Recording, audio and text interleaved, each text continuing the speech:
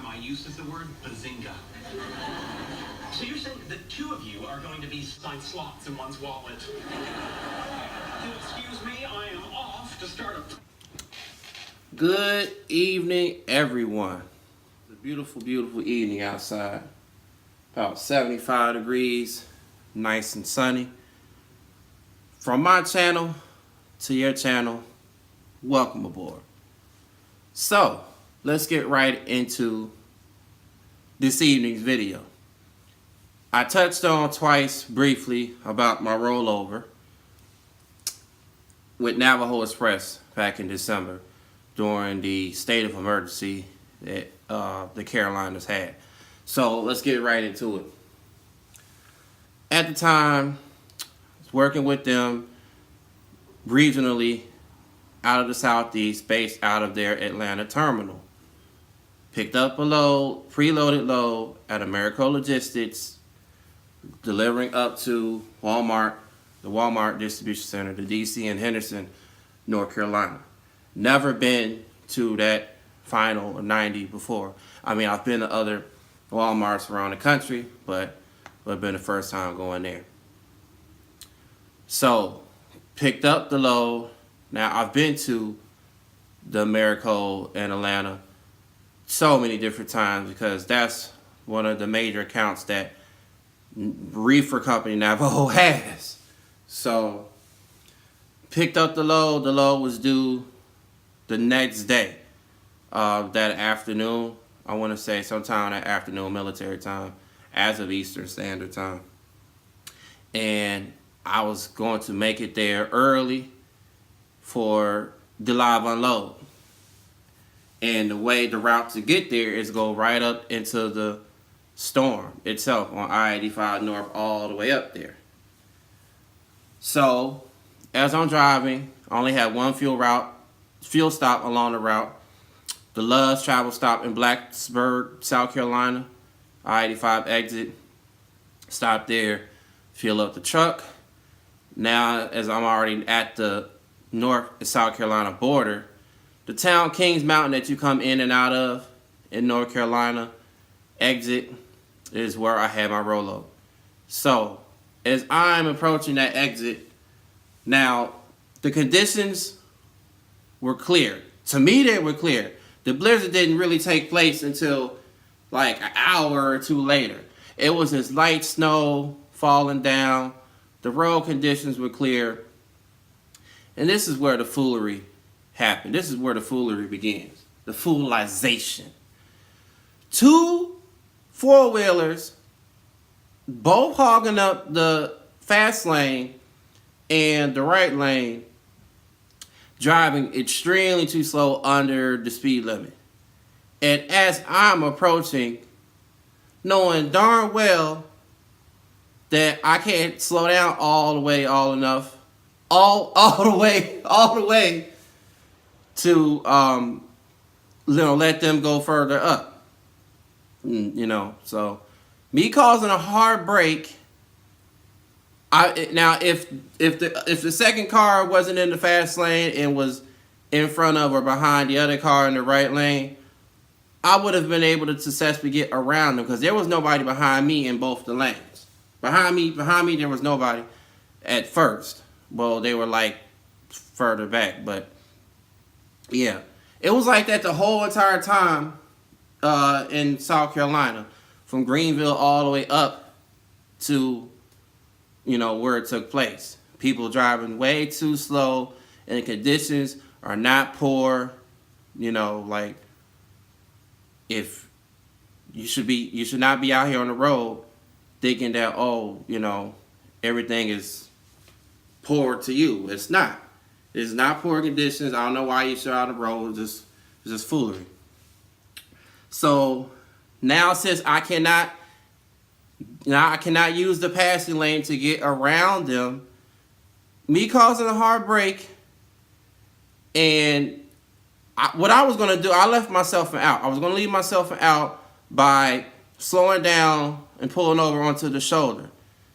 Come to find out, shoulders got black ice. That part of the roadway had black ice, but not the lanes. So Black ice all on the shoulder. Now I'm forced to be driving down onto the ditch. I still can't slow down. Everything, the wheels is locked up and all that, and I'm like, I'm in panic mode. You know, I'm preparing for what's gonna happen next, and just like that, the truck just started to roll and tilt its way all the way to the passenger side, and me being ejected from the driver's seat, landing softly onto the passenger seat as I roll over. Now, at this point, I'm trying to get my composure and figure out what just happened, this, that, and the third. So, as I try to get up, now, laying down on the passenger seat, I'm looking up, and all I see is the steering wheel, the driver's side door, everything facing upward like suicide doors. You know, when you let car door go open up like suicide doors. That's how I was feeling at the time. Oh, it was very scary, very, very scary. And that was my very first, and in my whole trucking career of the 2 years of experience, OTR experience that I've had in any semi. First time me ever having a rollover, DOT rollover of some sort, in a truck. So, all of a sudden, the cars that were in front of me, they, of course, continued on. They weren't going to hang around and just let me take the fall for it. And I had, all I could hear and think about was having my YouTube, not YouTube, yeah, my YouTube thing playing comedy in the background through the speakers, and the windshield wipers still blasting, and of course the truck stalling out in whatever gear it was left in, and like I said, just trying to get my composure, get myself back together.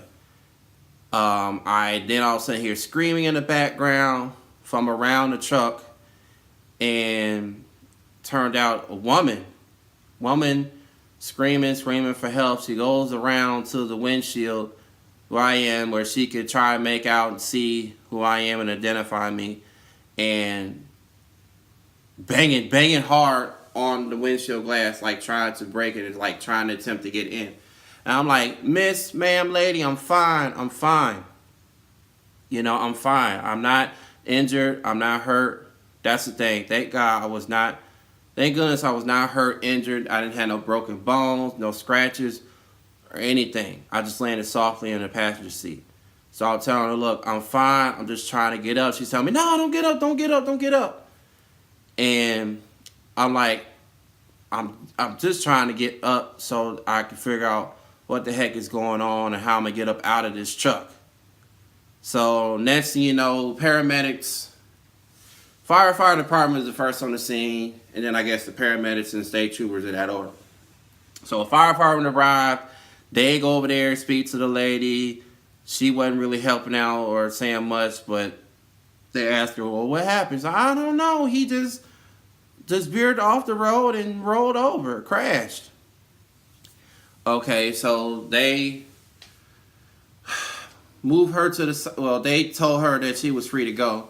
So she left, and then they come speak to me and say, yeah, is there any way that you can get yourself up? And I said, I'm trying. And all I could do was grab the armrest, the passenger armrest and the driver armrest to get myself up. And then try to grab steering wheel and all of that. So I did that, giving them a thumbs up while I'm getting up, saying, you know, I'm fine, I'm not hurt. And then them giving me orders to open the driver door up from the top. I could get it to open, but I couldn't swing it over from the top. So now they're saying, well, we had no choice but to bash in the windshield with our axe. I said, hold it, before you even go and do all of that. Let me turn my face around, cover myself up, get in between the sleeper berth, do what I had to do so that glass is not shattered in my face, you know, in my eyes. So as I quickly do that, You know, they just start bashing, bashing, bashing. And I keep asking them, are you done? Are you done? Are you done? I guess they honestly couldn't hear me because they keep bashing, bashing, bashing. And then finally they were done. And I was able to evacuate out that way through an exposed windshield, gap hole in the middle, you know, throughout the whole situation. So they was able to climb me out, and I climbed out of there, walked out to safety along the shoulder. Then I see, like I said, the paramedics and state troopers arrive on the scene. Paramedics asked me, say, am I, injured or anything like that? Told them no, just a little cold. My stuff that shifted from the driver's side and in the back of the sleeper onto the right side of the truck and passenger side. So they gave me a little blanket to keep warm, and then they took off. They didn't even make no report because I wasn't, in no serious condition or whatever. So state troopers, whoever was the first state trooper that was there on the scene, cited me for the rollover, and the other state troopers that were there as backup all left as well. So the state trooper who cited me for the rollover, he put down in writing saying driving at greater speeds. First of all, he wasn't even there at the time of the incident, and if I was going that fast or not, knowing that these company trucks that have speed governors in it, if he knows that, but they have governor speeds in it, can't go as fast as they can, only unless if you're going in the mountains, where there's steep downgrades, you can only break the governor that way. But if it's flat roads, you can't break the speed governor by going down flat roads. So that part of 85, Kings Mountain, is flat. So I think it's flat, but yeah, so, or flat enough. But so yeah, he put down driving at greater speeds, and while that was going on, waiting on, I thought a giant crane or whatever that was gonna come by and hook the truck and trailer up to lift it back up in his rounds. That wasn't the case. They had a series of pickup or tow trucks to come out and all hook up to all the axles, the landing gear, the trailer, wrap a tow rope around the truck, and it took them maybe an hour or two to get it back up on its rounds and pull it forward. Now, the state trooper, DOT certified, already placed the equipment out of service. They placed the truck and trailer out of service. Only thing that was damaged, besides the windshield, mainly really was the load. The load of frozen foods inside the trailer. There was really no other damage to the trailer or to the truck besides grass and stuff from it, laying on its side in the ditch. So one of the tow drivers, we were playing follow the leader, took the truck back to the shop. As the state trooper had the traffic or had the interstate open back up because it was packed. Traffic was packed all that time while they were doing their job, the tow guys. So the state trooper opened the interstate back up, and I'm west of Charlotte from where I'm at, Kings Mountain in Gastonia. So me and one of the tow drivers are following one of their drivers that's driving the truck, playing follow the leader, going back to their shop, as they had another call coming in saying the driver from Expo Logistics had a rollover as well, rolling over on top of some cars or something down Highway 74 due to black ice, and having that shut down as well. So we get to their shop. I end up going in the hotel, checking in the hotel for the night. Then after that was on a Friday or it was a Saturday?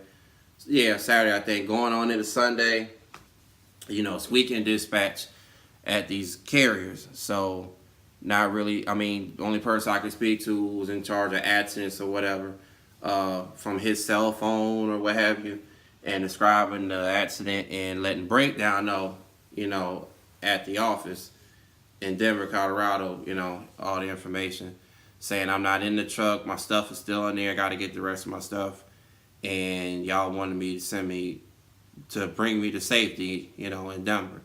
So first thing Monday or Tuesday, flew back to Denver for the safety evaluation, probation thing, and explained to the vice president of safety and his assistant, you know, at that time, of what happened.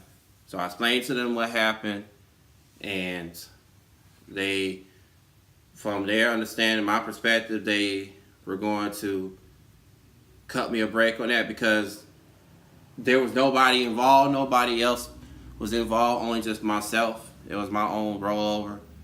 And they were going to keep me. I mean, I came back the next day to their office to speak with them once more because I had to catch up on some safety assessments from the previous months from the end of last year and be caught up. And the president of the company, I guess, overheard, or they talked to him and they all talked about it, and it was by orders from him to have me terminated altogether. So, yeah. So the vice president of safety and them came and walked me outside to a nearby cab that was in the parking lot across the street by the driver's lounge and the guard shack in the yard, sending me on a plane ticket back home, or back to North Carolina at that time. I currently no longer live in North Carolina. I moved here to Dallas that same, right after that happened. The next, like 2 days later, I got on a plane with half of my stuff that I could bring here to where I'm currently staying at with my mother in an apartment, her apartment. So, yeah. So that's the whole the whole video of how the accident occurred, or the rollover occurred, when I was at Navajo. So just a reminder, or no, just a lesson to anybody out there that comes across this. My advice to you all is to, if you feel like you can't, like, even though, like I say, even though it wasn't severe at the time, the weather conditions, they got severe when they went out there, started working and lifting the truck back on his rounds. That's when the heavy stuff, the state of emergency and all that, started falling. But just in any condition, wind blowovers like along Cheyenne on I-80 in Wyoming all the time, that always occur. If you just don't feel safe, or just because others don't think it's safe but you think it's safe, just pull over if you can, if you have to, or if you're being forced to pull over, just do it. Don't take any risks, because like I said, that's just another killer to MVRs, your DAC, and all that. So that's it. So until then, I'll see y'all later in the next video, live stream. Just see y'all next time. So, and again, from my channel to your channel, salute. Signing out.